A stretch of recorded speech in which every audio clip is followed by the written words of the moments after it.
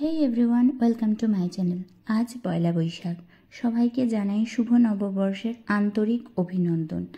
সকাল সকাল স্নান করে এখন মন্দির যাব, তার আগে একটু স্কিন কেয়ার করে নিই। বাইরে যা গরম, সানস্ক্রিন লাগানোটা ভীষণ জরুরি। আর তার সঙ্গে সিরাম, ময়েশ্চারাইজার, যে কোনো যেটা স্কিনে স্যুট করে, এমন নয় যে সেটা মানে ব্র্যান্ডেড বা দামি হতে হবে, যে কোনো ধরনের, কিন্তু সেটা স্কিনে স্যুট করাটা ভীষণ দরকার। সানস্ক্রিন না লাগিয়ে একদম ঘর থেকে বেরোনো উচিত নয় এই সময়। মিনিমাম 15-20 মিনিট আগে সানস্ক্রিনটা অ্যাপ্লাই করতে হবে। আর ময়েশ্চারটা আমি সানস্ক্রিনের আগে অ্যাপ্লাই করি, তারপর সানস্ক্রিন অ্যাপ্লাই করি, মিনিট 20 ওয়েট করে তারপর রাস্তায় বেরোই। আর যে যে পোর্শনগুলো আমাদের স্কিনের খালি থাকে, যেমন হাত বা পায়ের চেটো, সেগুলো ডেফিনেটলি সানস্ক্রিন লাগানো উচিত। আগে একটু ময়েশ্চার লাগিয়ে তারপর সানস্ক্রিন লাগানো। ডাইরেক্ট সানস্ক্রিনটা লাগানো আমি প্রেফার করি না। ব্যাস, আমি রেডি হয়ে গেছি, সব কিছু হয়ে গেছে আমার স্কিন কেয়ারে, যেটা মোটামুটি রোজের রুটিন থাকে। এবার বেরোবো। বাইরে যা গরম, আমার তো কিছু খেতেও ইচ্ছা করছিল না। এখন একটু ছাতুর শরবত খেয়ে নেব, তারপর বেরোবার দেখি যদি সম্ভব হয় ফেরার সময় কিছু খাবার কিনে নিয়ে চলে আসব। আর এসে দুপুরে রান্না করব। দুপুরে রান্না যদিও আছে, এরপর দেখি কি প্ল্যান হয়। ওহ, যা গরম পড়েছে, এই কটনের কুর্তির থেকে ভালো আর কিছু চোখেই পড়লো না। ফ্লিপকার্টে কিছু জিনিস অর্ডার করেছিলাম, সেগুলো চলে এসেছে। দই, একটা পিঙ্ক সল্টের প্যাকেট, কাজু বাদাম, সার্ফ এক্সেল, একটু ছোলার ডাল, র পিনাট, ঘি, সর্ষের তেল, দুধ, আর এই টোস্ট বিস্কিটটা। এটার টেস্ট আমার খুব ভালো লাগে, যদিও একটাই কি দুটো খাই, কারণ এটা যেহেতু কার্বোহাইড্রেট বেশি থাকে তো আমার খাওয়া চলে না। আর এই চিনি আর কফিটা ফ্রি পেয়েছি এর সঙ্গে, বেশ ভালো। ব্যাস, বেরিয়ে পড়েছি। যা গরম! এই ট্যাঙ্কারগুলো এখন হায়দ্রাবাদে খুব দেখা যায়, কারণ জলের যা সমস্যা চলছে এই মুহূর্তে হায়দ্রাবাদ আর ব্যাঙ্গালোরে, এটা খুব দরকার। আমাদের রোজই 2-3টে করে ট্যাঙ্কার আসতেই থাকছে ফ্ল্যাটে। ব্যাস, মন্দিরে এসে গেছি, যাই এবারে। এখানে না প্রত্যেকটা মন্দিরের সামনে এই কলগুলো থাকে, যাতে সবাই পা ধুয়ে ভেতরে যেতে পারে। এটা একটি রাম সীতার মন্দির, আমাদের বাড়ির জাস্ট পেছনেই, খুব একটা দূরে নয়। খুব সুন্দর জায়গাটা, বেশ ভালো লাগে এখানে এসে খানিকক্ষণ বসলে। তখন মন্দিরে পুজো হচ্ছিল যখন আমরা গেছিলাম, অনেকদিন পর এবারে মন্দিরে এলাম। সব মন্দিরের সামনেই এই গোল্ডেন পিলারগুলো থাকে, এগুলোকে ধ্বজা স্তম্ভম বলে। আমার এই জিনিসটা খুব নতুন লেগেছিল যখন আমরা প্রথম সাউথ ইন্ডিয়ায়, মানে ফার্স্ট আমি ব্যাঙ্গালোরে যাই, তারপর আমরা হায়দ্রাবাদ ঘুরতে আসি, তখন এসে দেখেছিলাম এই ব্যাপারটা, বেশ ভালো। মন্দির থেকে বেরিয়ে এদেরকে দেখতে পেলাম, যেই কাছে গেলাম চট করে পালিয়ে গেল, ভিডিও আর করতে পারলাম না ভালো করে। ফেরার সময় ধোসা আর বড়া কিনে এনেছিলাম। সাগর বড়া খেলো আর আমি মশালা ধোসা খেলাম। এটা খেয়েই পেট ভরে গেছিলো, আর ওই জন্য লাঞ্চ করা আমাদের হয়নি। এসে তাড়াতাড়ি বিছানার চাদরটা বদলে দিলাম। যাওয়ার সময় ভেবেছিলাম করব, কিন্তু তখন দেরি হয়ে যাচ্ছিলো বলে আর করিনি। চটপট করে বিছানাটা পরিষ্কার করে বাকি যা কাচাকুচির আছে সব দিয়ে দেবো, যা ঘরের কাজ হয় আর কি। একটা নতুন চাদর কিনেছি, ভেবেছিলাম আজই পাতবো সেটা।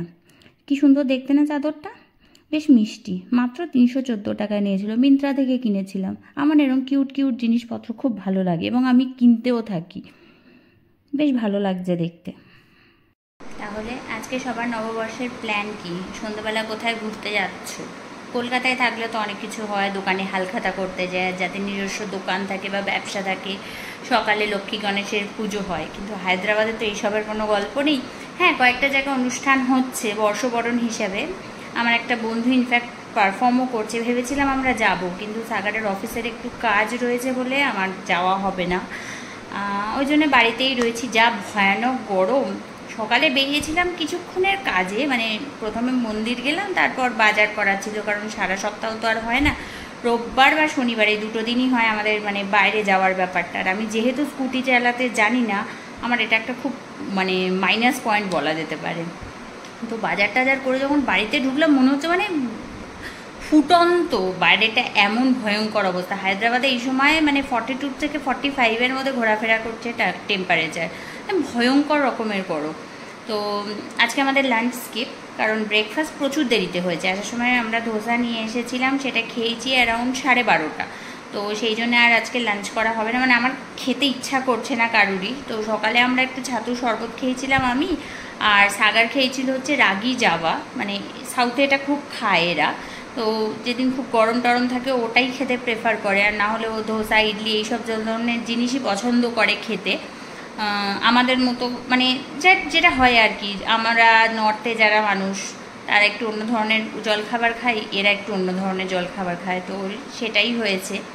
আজকে তো ও এসে বড়া খেলো আর আমি ধোসা খেলাম, পেট ফুল। তো লাঞ্চ করার কোনো গল্প নেই, ইনফ্যাক্ট লাঞ্চে আমি সেরকম প্ল্যানও করিনি আজকে। প্রথমে ঠিক হয়েছিল মাটন বানাবো, তারপর ভাবলাম কালকে টক ডাল রয়েছে আর যা গরম, মানে আমার না কিছু জাস্ট খেতে ইচ্ছা করছে, মানে দই ভাত বা জল ভাত টাইপের কিছু খেলেই ভালো লাগছে। আমার মনে আছে আমি যখন প্রথম হায়দ্রাবাদে আসি 2015-তে, তখন তো মানে আমি এসেছিলাম অক্টোবরে, হ্যাঁ অক্টোবরে আমি আসি হায়দ্রাবাদে। তারপরের বছরে যে গরমটা শুরু হয়, আমি তো প্রথমে ভীষণ অসুস্থ হয়ে গেছিলাম, নাক দিয়ে ব্লাড পড়ে, মানে যা তা অবস্থা। তারপর শুধু আমি হস্টেলে খেতাম সেটা হচ্ছে রসম রাইস আর দই। হস্টেলে না বড় স্টিলের ক্যানে করে দই দেয়, ঠিক আছে, আমি পুরো আমার একটা স্টিলের গ্লাস ছিল, আমি বড় 1 গ্লাস দই নিতাম আর রসম রাইস, ওইটাই শুধু আমার পুরো গরমকালের খাবার ছিল। দুপুরবেলা রাত্রে রুটি তরকারি যা দিয়ে, তার হস্টেলের খাবার যা হয় সে না বলাই বেটার। মাঝে মাঝে বাইরে থেকে খাবার দাবার আনা হতো, কিন্তু ওইভাবেই চলতো। তো এখন তো নিজে রান্না করেও কিছু খেতে পাচ্ছি না, মানে আলু ভাজা, ডাল, কি একটুখানি ওই টক ডাল, ওরকম মানে প্লেন খাবার। মাছ মাংস তো খেতে ইচ্ছা করছে না, একটু রান্না হলো খেলাম। আবার রাত্রিরে আজকে একটু প্ল্যান আছে, সবাই মিলে একটু লুচি বা ছোলার ডাল এসব বানানোর প্ল্যান হয়েছে। তো রাত্রিরটাই যা খাওয়া দাওয়া হবে, ওই জন্য দুপুরে এখন কিছু খাচ্ছি না, একটু বাদে একটু দইয়ের শরবত করবো। দইয়ের শরবতে বেশি কিছু আমি করি না, দই একটু নুন দিই, চিনি একদমই ইউজ করি না, লেবুর রস আর বাড়িতে জিরের গুঁড়ো আমি বানাই, জিরেটাকে হালকা রোস্ট করে সেটাকে গুঁড়ো করে রাখি, ওটা ইউজ করি ব্যাস। আর ধনে পাতা থাকলে মানে ছাঁচ যেটাকে বলে ওরকম বানিয়ে খাই, এবং ওটা খাওয়ার পরেও ফ্রিজের জল আমি ইউজ করি না, আমার যে কুজোটা আছে তার জল ইউজ করি, মানে মন শরীর সব ঠান্ডা হয়ে যায় ওটা, মানে সত্যি ভীষণ ভালো গরমের জন্য। আর এই গরমে না শরীরটা হাইড্রেট রাখা ভীষণ দরকার। আর আমি এমনিতে একটু এক্সাইটেড আছি একটা বিষয়, সেটা হচ্ছে কালকে অনিন্দিতা আসছে, মানে 4 মাস পর আমি অনিন্দিতার সাথে দেখা করব। ও ডিসেম্বরে কলকাতা চলে যায় বেবি হওয়ার পর, এবং বেবির মানে ওর যে ছেলে রিহু, তার অন্নপ্রাশন হয়ে গেছে এই গত মাসে। আমার যাওয়ার কথা ছিল কলকাতা, কিন্তু অ্যাক্সিডেন্টের জন্য আমি যেতে পারিনি। এইসব মিটিয়ে ও কালকে ফিরছে, মানে কালকের দিনটা ভীষণ আনন্দে, মানে এরপর থেকে ভীষণ আনন্দে কাটবে। মানে এতদিন মেঘা ছিল, তারপর অনিন্দিতার সাথে মানে প্রচুর আমরা ঘুরি, মানে আমরা সবাই মিলে মেঘারা আমরা, কিন্তু মাঝে সেটা একটু গ্যাপ হয়ে গেছিলো, বাড়ি চলে গেছিলো বলে আবার সব শুরু হবে, এবং সেই জন্য অনেকটা এক্সাইটমেন্ট রয়েছে কালকের জন্য। কাল আসবে, দুপুরে যাবো ওর কাছে, রিহুকে এতদিন পর দেখতে পাবো, তো সেই জন্য ভীষণ আনন্দ। ইনফ্যাক্ট ও আসার পর প্ল্যান আছে আমি একটু পার্লার যাবো, মানে চোখ মুখের যা অবস্থা হয়েছে, আইব্রো করিনি তো কত মাস হয়ে গেছে তার ঠিক নেই। এমনি আমি পার্লারে বেশি কিছু করি না, ম্যাক্স আইব্রো, আপার লিপ, আর মাঝে মাঝে হয়তো হেয়ার কাট করলাম, আর চুলে কালার বা হেনা আমি বাড়িতেই করি। আর ফেসিয়াল আমি জীবনে করি না, নিজের বিয়েতে একবার করেছিলাম আর আমার বোনের বিয়েতে, ব্যাস। আর আমি ফেসিয়াল করিনি, আমি ঘরে যা স্কিন কেয়ার করি আমার সেটাই যথেষ্ট আমার স্কিনের জন্য, আমার বাইরে ফেসিয়াল করার দরকার নেই। সো কালকে যে কখন আসবে সেজন্য আমি এক্সাইটেড। আমি একটু আগে ওকে ফোন করে বলছি আর 24 ঘন্টা, তো তার মধ্যে তুই চলে আসবি বলে হাসছে। এর মধ্যে দেখি সাগর আবার ডিমার্ট থেকে কিছু স্ন্যাক্স অর্ডার করেছে। এটা কি রাইস করু বালে, বাবা কি নাম, বেশ ভালো খেতে ছিল কিন্তু। তারপর অনেক কিছু আছে, এটা মিল্ক বিস্কিট, এটা হচ্ছে ওই বুন্দি যেটা কিন্তু ঝাল, এটা নর্মাল বুন্দি না, মশলা টশলা দেওয়া থাকে, পেঁয়াজ টেয়াজ দিয়ে মাখলে চাটের মতো ভালো লাগে, মুড়ি দিয়েও খাওয়া যায়। এটা হচ্ছে লালু ভুলু বলে, এটাকে কায়দানাও বলে আমাদের ওখানে, কিন্তু এটা মিষ্টি। আমাদের কলকাতায় যেটা পাওয়া যায় এটা একটু ঝাল ঝাল হয়। ওসমানিয়া বিস্কিট, আরও কিছু আছে। এটা কি, এটাও একটা স্ন্যাক্স। সাগরের বিকেলে চায়ের সঙ্গে এরকম কিছু চটপটা খাবার ভাল লাগে। আমি যদি প্লেন মাখানা বা একটু ছোলা ভাজা টাইপের, মানে ড্রাই রোস্টেড ছোলা বা মুড়ি মাখি, সেটা আবার তার পছন্দ হয় না। এটাও বেশ ভালো, সবগুলো একটা দুটো করে প্যাকেটই কিনেছে দেখছি।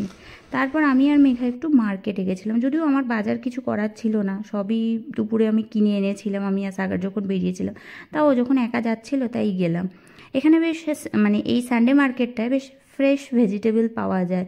সন্ধ্যাবেলা কখনো কখনো আমি আসি, কিন্তু আজকে কিছু নেওয়ার নেই, ওর সাথেই এলাম। একটা জিনিস পেলাম অনেক দিন পর, জামরুল, বেশ ভালো দেখতে, আর মিষ্টিও ছিল, লাল লাল বেশ। তারপর ওখান থেকে রিলায়েন্সে গেলাম, আমি একটা মাশরুম আর পনিরের প্যাকেট নিলাম। বাড়িতে এসে একটু সাজুগুজু করলাম, পয়লা বৈশাখ, একটু সাজবো না, সে কি আর হয়। এই শাড়িটা কেমন হয়েছে বলুন তো, ভালো লাগছে না আমায় দেখতে? মেকআপ কিছু করিনি, জাস্ট লিপস্টিক, কাজল আর একটা ছোট্ট টিপ, যেটা আমাদের দরকার। ব্যাস এবার ডিনার পর্ব শুরু। ময়দাটা আগে মেখে নিলাম, এরপর লুচি বানাবো। ওদিকে সাদা আলু চচ্চড়ি আর ছোলার ডালও অলমোস্ট রেডি। আমি ময়দাটা মেখে নিয়েছিলাম, মেঘা বলল যে ও লুচিটা বেলে দেবে। সবাই মিলে একসাথে খাওয়া দাওয়া করতে বেশ ভালোই লাগে। আর ও তো সবসময় আমার পাশে দাঁড়িয়েই আমি যখন যাই বানাবো। সত্যি কথা, ও না থাকলে ব্যাস আমি লুচিগুলো ভাজতে শুরু করলাম। উফ, এই ফুলকো ফুলকো লুচি দেখলে কি আর থাকা যায়? তখন কে ডায়েট! আর বাঙালির ইমোশান, ফুলকো লুচি, সাদা আলু চচ্চড়ি আর ছোলার ডাল। ইস, মিষ্টি আনলে হতো, মিষ্টিটাই মিস হয়ে গেল আমাদের আজকে। যদিও গরম লাগছিল, কিন্তু তাও লুচির আনন্দ কি আর ছাড়া যায়? মেকআপটা তুলতেও পারিনি, ওই অবস্থাতেই আমি বসে গেছি রান্না করতে। যদিও অনেক দেরি হয়ে গেছিলো, প্রায় 10টা বেজে গেছিলো। তাড়াতাড়ি করে খাবার দাবার করে নিলাম, তারপরে ফ্রেশ হব। উফ, এক বাটি লুচি নিয়ে কি হাসি মুখ আমার। বাচ্চাগুলোকে আগে মেঘা খাইয়ে দিয়েছে, এবার আমরা খেতে বসবো। আজকের ভিডিওটা আমি এখানেই শেষ করছি। সবাইকে আরেকবার জানাই শুভ নববর্ষের অভিনন্দন। ভালো থাকবেন, সুস্থ থাকবেন, সারাটা বছর যেন সবার ভীষণ ভালো কাটে, এটাই ভগবানের কাছে প্রার্থনা করি। Thank you.